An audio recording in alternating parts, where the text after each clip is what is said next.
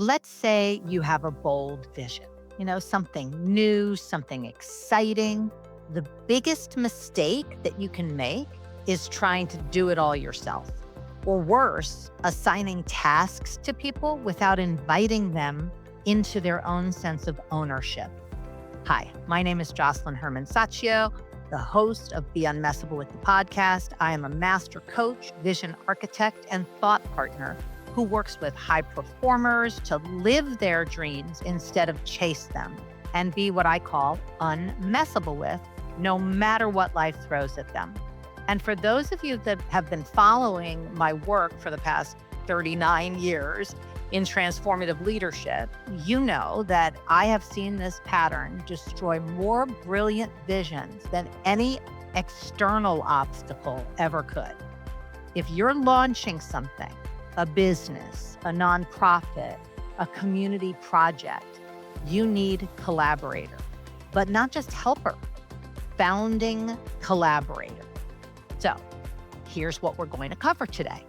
I'm going to break down for you the exact difference between building for people versus building with people. I'll walk you through the 4-step framework that I call the vision gathering method that transforms individual success into collaborative momentum. And I'm going to show you why this approach doesn't just create better results, it creates exponential results because everyone is driving the boat, not just you. But first, let me tell you about a client of mine named Pat. She had an event and it exploded with success. She had a choice that every successful entrepreneur has and faces. She could either become the hero who does everything, or she could become the leader who empowers everyone. What she did next turned one successful event into an entire movement. And by the end of this video, you're going to know exactly how to do the very same thing. First point is the fatal flaw of the hero entrepreneur. Most successful entrepreneurs fall into what I call the hero trap. They believe their job is to have all the answers and delegate all the tasks. And I get it. I mean, you've built your success by being the person who figures things out, who takes charge, who makes it all happen. But that's a different space than you want to move into. What I've learned over the past 4 decades of working with high achieving leaders, when you position yourself as the hero, you become indispensable. And when you become indispensable, you become trapped in a prison of your own creation. Pat could have tried to run every next step herself after her event success. She had the momentum, she had the credibility, she had the connections, the resources. The traditional approach would have been to hire staff, create job descriptions, assign roles and tasks. But instead of becoming the bottleneck, she did something somewhat counterintuitive. And the research actually backs this up. According to recent studies on collaborative leadership, collaborative teams achieve twice the innovation and 5 times better financial performance compared to the traditional top down model. That's a lot. But here's what the research doesn't tell you, it's not just about better results, it's about sustainable freedom. When you are the hero, every decision flows through you.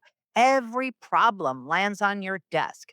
You wanted freedom by becoming an entrepreneur, but instead you created this beautiful prison where you're both the warden and the inmate. And this is exactly what I see with my clients who have reached, 6, 7, 8 figures, but feel more trapped than ever. You would think at that level, they'd be free. But the shift isn't about working harder to get better at delegation. It's about fundamentally changing your relationship to leadership itself. It's a new model for leadership. So the second point is the vision gathering. This is your secret weapon. Here's what Pat ended up doing instead. She gathered her most inspired people for what I call a vision gathering, not a planning meeting, but a listening circle. And this distinction is everything. It will shift everything in how you function in your teams. Traditionally, meetings start with your agenda. Vision gathering start with your stand, your deep why about what's possible. So Pat said, "Here's what I see possible. What do you want to build?" And people started to respond. Some offered time, some offered platforms, ideas, even venues, or even their team to be resourced. See, when you invite people into your vision instead of assigning them roles in your plan, something magical starts to emerge. They stop being employees or helpers and start being your co creators. The energy in the room completely shifts from what does Pat need me to do to how can I contribute to the fulfillment of this vision. I have facilitated hundreds of these gatherings over the years, and I can tell you that the difference is palpable. You can feel it in the room. In traditional planning, most people sit back and wait to be told what to do. In vision gatherings, people lean forward and actually start to problem solve together to co create the way forward. The key is in how you frame the conversation. Traditional delegation says, okay, here's what I need you to do. Vision gathering actually says, here's what's possible. Where do you see yourself inside of this? The first creates dependency, and the second creates like a sense of ownership for everybody. And here's why this matters for you as a leader because when people feel ownership, they bring their full creativity and resources to the table. They don't hold back at all. They don't sit back, they lean forward. They bring their ideas, their inspiration. Third point is share the stand, not the script. Don't show up with a finished plan. This is a mistake that most people make. Share your why, invite input as to the how. And this goes against every instinct you have as a successful entrepreneur. I know you're used to having the answers, the plan, presenting the way forward, the solution, showing up super prepared. I mean, that's, kind of what it looks like, right? But I have seen too many brilliant leaders kill their own movements by over planning, overthinking. They walk into rooms with 47 slide presentations and wonder why no one feels inspired to contribute. Your job is not to have all the answers.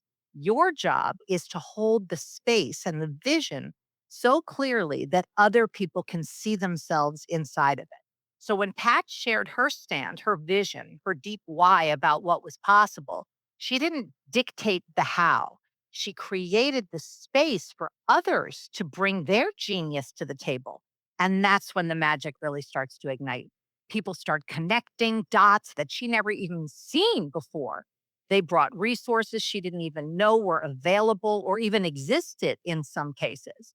I remember in one gathering I facilitated where the leader was launching a community initiative.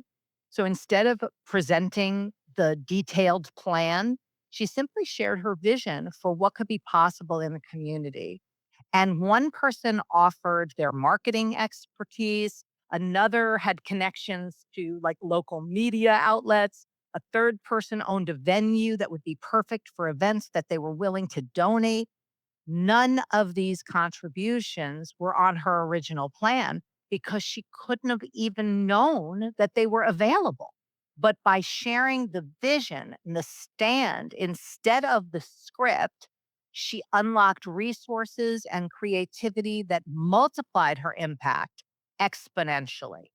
So, this is what I mean by strategic harmony, aligning your vision with other people's strengths and their vision and their passions in a way that serves everyone involved. So everyone gets a chance to fulfill something they are passionate about. Fourth point, ask what do you want to contribute? Don't assign roles. Do not assign roles. Ask where do you see yourself in this initiative? The question changes everything because it honors people's autonomy while advancing your vision at the same time. It has people be the source of their participation rather than just saying yes or no to a request or an assignment. See, you get compliance when you tell people what to do. When you ask for where they see their contribution, you get commitment. And the difference in energy and results is extraordinary. One person in Pat's gathering didn't really want to plan events, but they had a platform with 50,000 engaged followers. So another person, they couldn't commit time, but they had access to venues that could be used for free. By asking what they wanted to contribute instead of what she needed them to do, she unlocked resources that she never would have been even thinking to ask for. So the psychology here is actually crucial. People don't resist change, they resist being changed. When you invite contribution instead of assigning tasks like a drill sergeant, you are honoring their creation, their autonomy, while advancing your vision. You're saying, I trust that you know how you can best contribute to this. So, what do you see? That's co creation. I have seen this principle transform entire organizations. So instead of having reluctant employees doing tasks that they were assigned, you have passionate co collaborators doing work that they created, that they chose. The quality, creativity, and sustainability of the results that get produced in that model are really incomparable. And here's what's beautiful about this approach. One of the things that's beautiful about this approach is it actually makes your job easier, not harder. Instead of having to manage and motivate people, you have self motivated collaborators who are invested in the outcome because they helped create the outcome. They're at the source of the outcome. Point five, follow up with promises. You want to turn that energy into actual commitments. So after the brainstorming session, you got to turn that energy into actual promises, simple, clear, measurable promises. This is where most vision gatherings die right there on the vine because they get inspiration, but no structure. Most vision gatherings end with like great energy and zero follow through. Most people leave inspired, but they're unclear. Inspiration without structure is like a good feeling, and good feelings, they don't build movements. Actions produce results. So Pat ended up following up within 48 hours, 2 days, with very simple promises and agreements. You said you wanted to handle social media. Does posting twice a week for the next month work for you? So that would be a question, right? It's not complicated. It's not really complicated project management. It's just clear next steps. So the key is making agreements simple and actionable and specific, not help with marketing, because that's conceptual, but create 3 social media posts for the next week or the next month, not support event, but secure a venue for the March gathering by February 15th. So it needs to be actionable in time and specific. This approach builds community, not dependency. It empowers people to take ownership. It creates exponential results because everyone is driving, not just you. When people make clear agreements about what they want to contribute and what they're promising their actions are going to be, they're much more likely to follow through because it was their creation, their choice versus your assignment. Now, if you're watching this and thinking, okay, this sounds amazing, but I have no idea how to actually facilitate a vision gathering or turn inspiration into agreements and structure, I work with leaders exactly like you and create these sustainable, empowering systems all the time. So there is a link in the description if you want to explore how I could support you in facilitating all of this with your teams and company. Okay. So here's what we've covered so far. Stop building for people, start building with people. Host vision gatherings, not planning meetings. Share your stand, not your script. Ask for contribution, don't assign roles. And always follow up with clear agreements and promises. So this is not just about building better teams or better initiatives. It's about building movements. It's about creating something that can grow and live beyond you, serves your life instead of consuming it. It's about moving from the exhausting cycle of being the hero to the sustainable joy of being a visionary leader who empowers others. If you want to learn about how to keep your founding collaborators engaged and accountable without becoming their, the naggy manager. Keep watching, subscribe to my channel for tips and strategy that transform both your business and your life.